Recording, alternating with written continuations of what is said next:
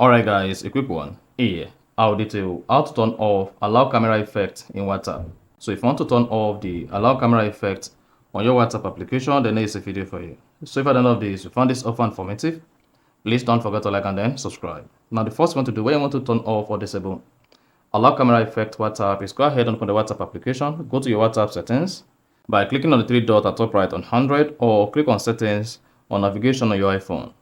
On the WhatsApp settings page, scroll down, locate and click on privacy.